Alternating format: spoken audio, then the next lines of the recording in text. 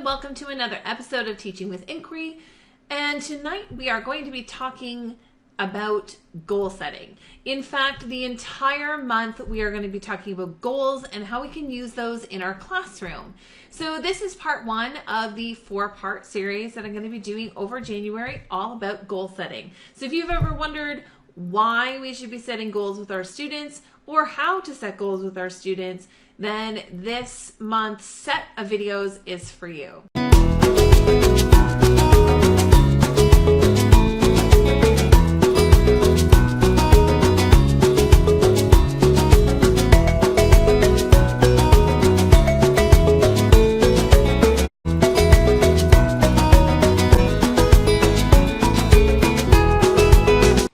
Thank you so much for tuning in. If this is the first time you are joining me, welcome. My name is Patty and I am a 4-5 split grade teacher here in Ontario, Canada. And I produce each video once a week and they come out to you, and it's all about using inquiry-based, student-centered, universal design teaching practices in your classroom, in my hopes that you can make this easy and practical and fun for both you and your students. So like I said at the beginning, this month we're going to be talking about goal setting. Pretty topical because it's January and it's a new year, it's a new decade, and what a better time than to start fresh, set goals, and really look at the importance of what goals are in your classroom. So we are going to be looking a little bit more at that. So we're going to be setting goals this month with our students. What our goal here for them is that we do want our students to take on a bit more control in their own learning. So we want them to go from us doing all of the control over what's happening in our classroom and allowing our students to take more control of it for themselves. So why do we need goals here in our classroom? Well, and why are they important?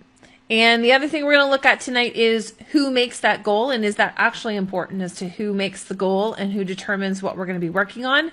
What kind of goals are we specifically talking about are probably the best fit to facilitate more of a learning opportunities for students, as well as looking at the difference between short-term and long-term goals and how that applies to getting our students to be more goal makers and risk takers, as well as the different types of goals, and really are they all created equal?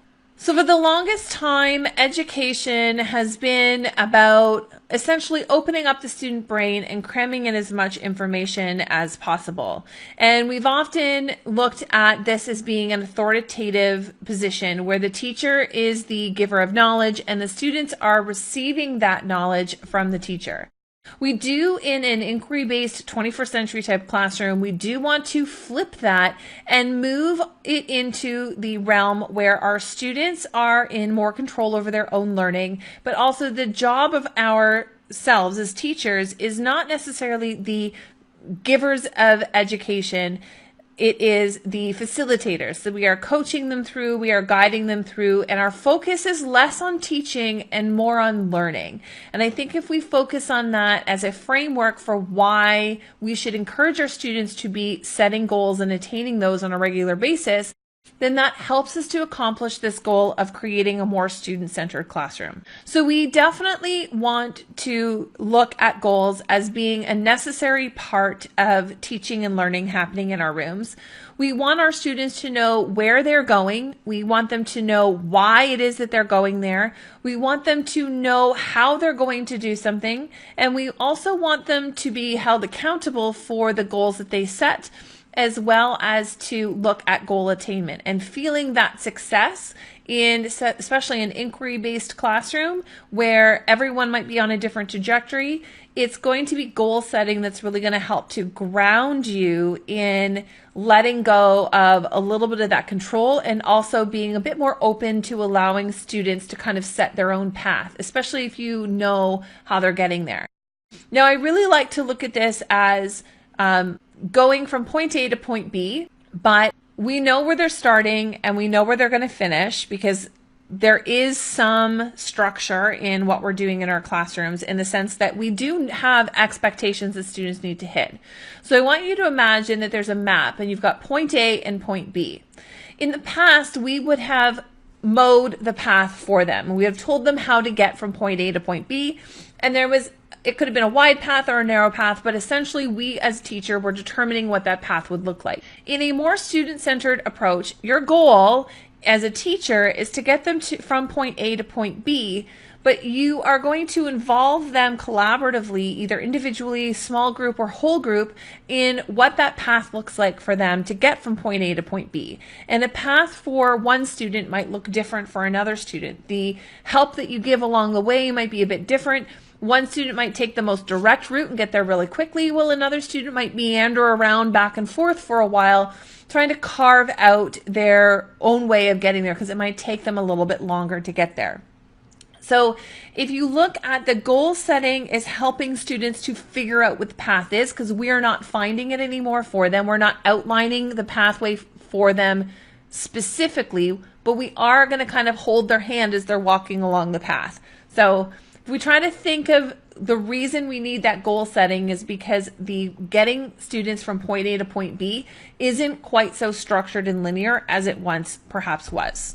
Why? Because we are not creating a 19th century factory worker anymore. Students are simply not just going to go to high school and graduate and then just go get a job straight out of school. Their world is going to look a lot different. Jobs, even jobs in factories, are changing, and the kind of skill set that students are going to need in order to be successful out in the working world is a lot different than what it was 20 or 50 or 100 years ago.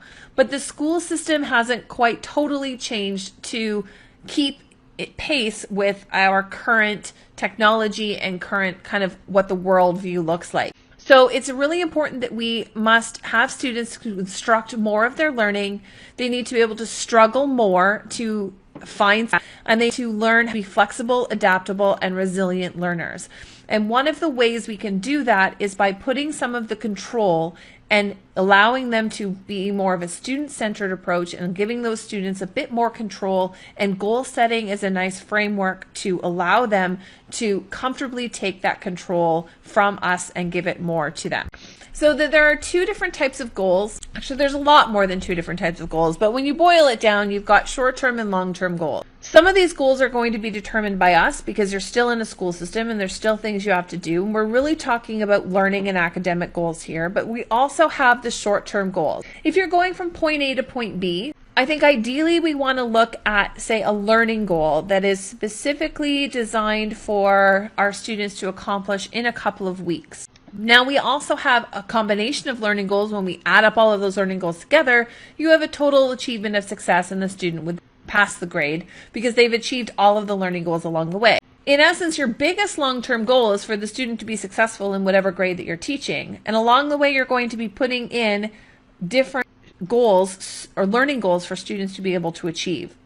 Something that's going to take a couple of weeks could be considered a long-term goal. A student who's creating a short-term goal, it's all of those short-term goals that help them to get from point A to point B. Along the way, they're going to have to hit that success criteria that you decide as to what success looks like. But you want students to create kind of signposts along their pathway that allow them to kind of stop, take a rest, and kind of stay there. And then how do they get to point B? And where are their signposts going to be? And some students need fewer signposts, some students need more signposts. So I really look at there being kind of less of the long-term, short-term, but really looking at the different kinds of goals that we might be having in our classroom. We all are most likely using long-term learning goals. So we will have, for the expectations that we happen to be teaching, we will create a learning goal that we want students to be able to achieve. We will either create that for our students in student-friendly language, or we will also then co-create these with students as well. And we will post these so that students know what it is we're working on. And we want them to be very well aware of what it is they're working on and have some ownership in understanding what that overall learning goal means. Now, if you're looking at writing, a learning goal for writing is we will write a report with 3 paragraphs that contains research. That might be something that a group of students is working on. Now, the success criteria is what success at the learning goal looks like. So what does it look like if you get to point B? What does that success look like? And a lot of the success criteria might be your fence posts. And it might be you have to accomplish A and then B and then C and then D in order to finally achieve the learning goal. It could also just be what that success looks like, what the criteria is in order to say, yes, I have accomplished that. But it might not necessarily be the pathway of what that individual student needs to work on. So looking at the success criteria tells us what success looks like. The learning goal is where we're going. So it's kind of the top of the mountain. And the success is, how do you know if you actually have reached the top of the mountain? What does it look like? And then how are you going to get up that mountain? So the individual goals is where we want students to focus on is what is it going to look like? What do they specifically need to work on in order to get from point A to point B? In fact, what you might say is if you've got a bunch of success criteria, student A might actually be okay at a few of those things, but what is the area that they need to work on more than others? If we go back to the writing, maybe they are okay at writing a report, but there's something specifically within that success criteria that they haven't done so well on. Maybe it's using a variety of research sources. So maybe they wrote a report, but you can tell that the report was mostly kind of background information that they included, or they may have included one book or piece of research source. So maybe the thing that would make their piece of writing more successful is in their next attempt at writing a report, you want them to use multiple research sources. So their goal then for the next time they write to try to attempt to achieve that mountaintop is that they need to write or they need to use a multitude of research sources in order to be successful. So for them, they need to understand that their specific goal in order to achieve that learning goal, that what they specifically need to focus on is a much shorter, more concise, individualized goal that will help them again get to that learning goal. So it's an individual goal of what it is that they need to do to get to that learning goal. Now, we also need to be aware that each student's path to that success may not all look the same, and it may look different, because not all students are going to struggle with researching from multiple research sources. Some students may struggle with the structure of their report and what it looks like. When I look and evaluate a student's first attempt at writing a report and realize that each one of the students might have a different goal that they need to be working on. So the pathway for a student to write a good quality report isn't always necessarily going to be structured exactly the same way. I don't need to walk them through very forcefully through that path to say, okay, now you must do this, then you must do this. I will give them what those signposts look like, but each student has to figure out how they're going to get to those different signposts. And we want them to walk themselves through and then look at what did they do well and what do they still need to work on, and giving them more opportunities to explore how they're going to get there. So I like to give students a framework, because as much as I want to say that it's just a free-for-all, in reality, these are 10 and 11-year-old students that I'm typically working with. So that's not necessarily going to be what's going to work. They're going to need at least steps, and they're going to need coaching along the way and help to get them to set these individual goals and to realize what it is that they need to work on. Sometimes students at this age group just focus on, oh, I've got to get there, but they don't really focus on how it is they're going to get there, or what they need, what they individually need to do most importantly in order to achieve that goal. So I try to focus on a framework in which I want my students to follow. First, I want them to identify and define what the target actually is. Now, this is done with us together, normally as a whole group, when we're deciding what the learning goal is. Then I want them to define the struggle, set a goal, make a plan, get to work and stay focused, check in and reflect, and then reach and repeat. So let's look into those a bit more in detail. So first is identify and define the target. Now this is the learning goal that we are co-creating together with my students. And I'm making sure that they're in student-friendly language. So I'm often taking the curriculum expectations straight from the curriculum documents. I am talking about with students what it is that I need them to be able to demonstrate, and then having a conversation about what that actually looks like and sounds like for what it is that they need to be able to show me. And then we put that in the student-friendly language and post it so that it's very visual so that students know what it is that I am looking for.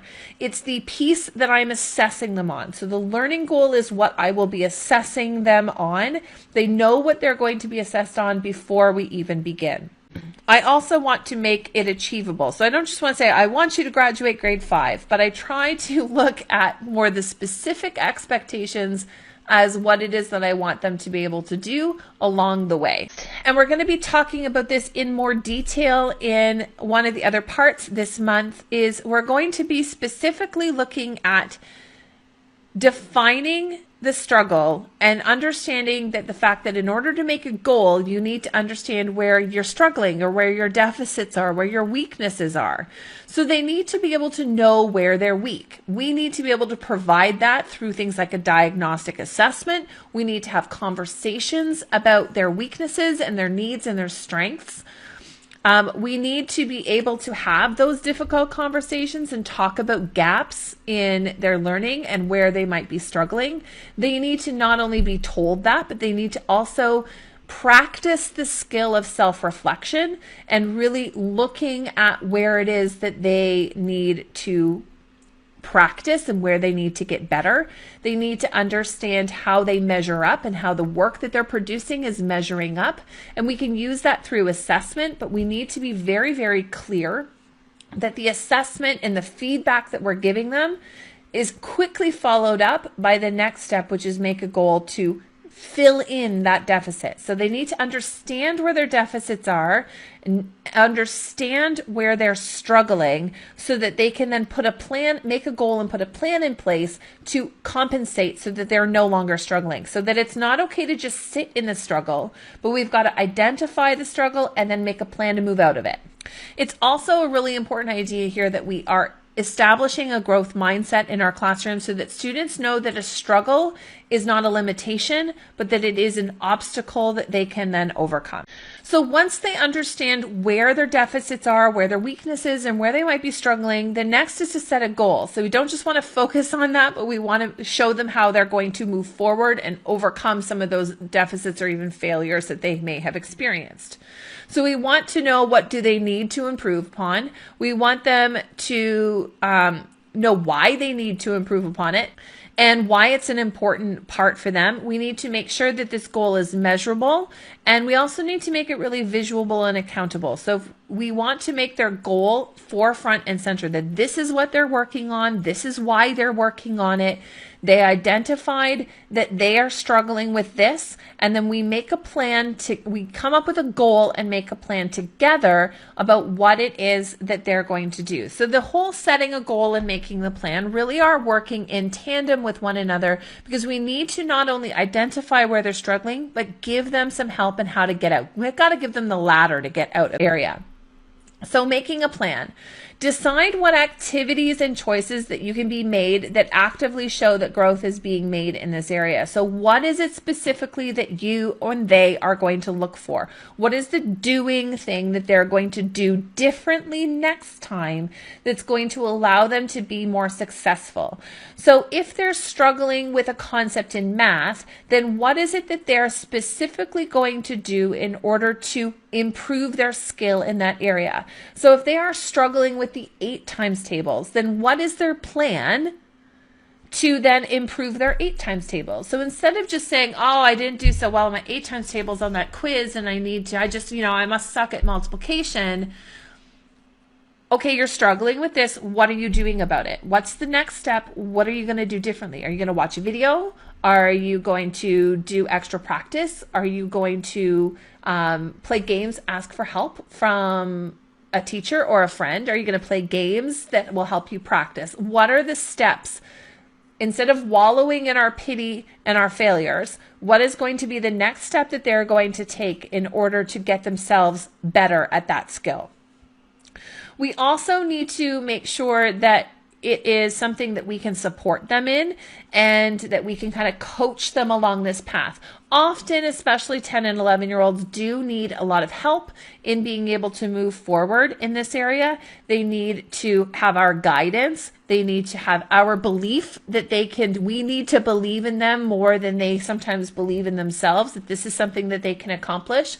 And we need to celebrate their mindset when they're willing and able to take that risk to identify something they didn't do well in and make a plan and work on it and work hard at getting better at that thing.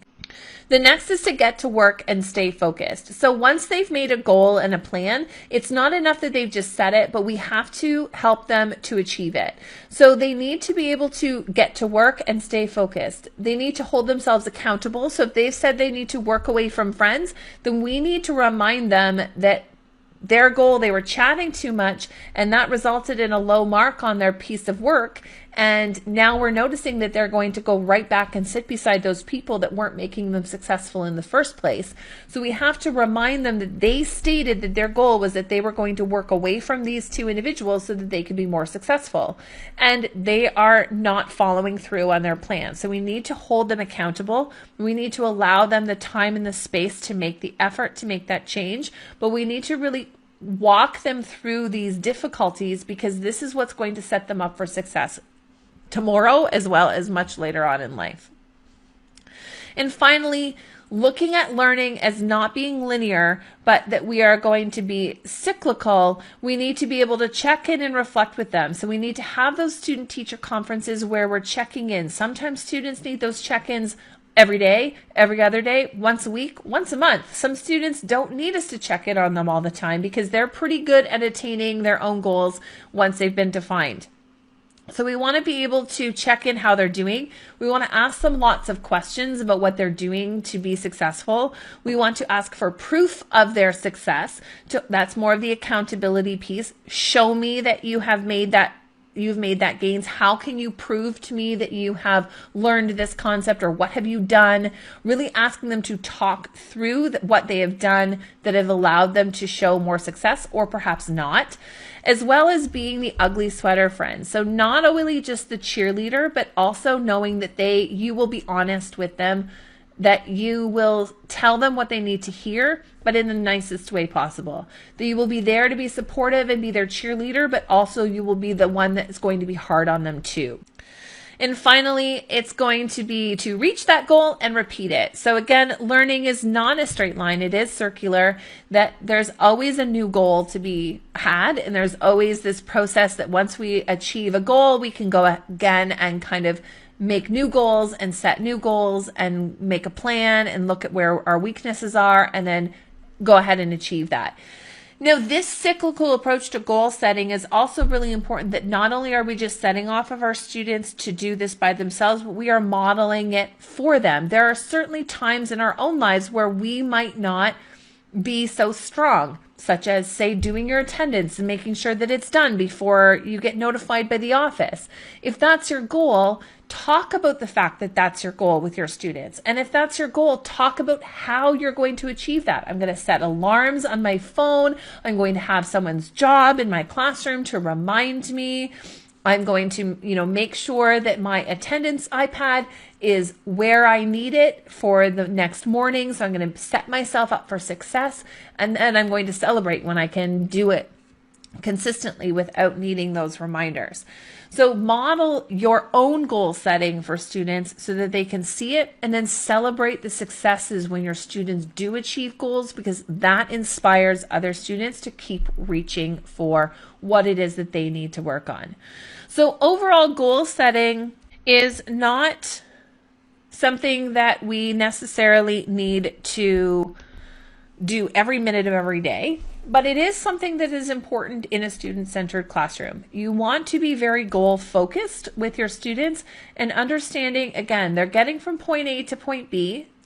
We all know we've all agreed at what point B that learning goal is, but allowing students a bit more flexibility and open-ended pathways there looking at where their strengths are and where their deficits are, and looking at allowing them to design for themselves a custom path where you're not doing it for them, but they are doing it for themselves, and you are there as a supportive, ugly sweater friend coach on the side, making sure that they can feel that success. They understand that failure is part of this process, that they can embrace that failure in order to build resiliency in themselves as being students that are active problem solvers. So we're going to continue on talking about goal setting for the remainder of this month. We're going to dig in to talk about how we can determine and talk to students about their deficits and what a student-teacher conferences looks like. We're going to delve into what different types of goals and how you can actually post those in your classroom. So I'm going to share some tips and tricks from my own class about how we goal set and what that actually looks like living and breathing in my classroom. So stay tuned for more videos on goal setting all of this month, and I hope that you have been able to gain some insight as to why goal setting is such an important thing for students to do. So Happy New Year and welcome to 2020. If you would like to catch up on any other videos or get this video in other formats, you can go to www.teachingwithinquiry.com, and there you will find links to this video as well as the rebroadcast of this video on Facebook, YouTube, and it is also produced for a podcast as well. So you can find that all under teachingwithinquiry.com. Thank you so much for joining me, and I will see you again next week. Bye for now.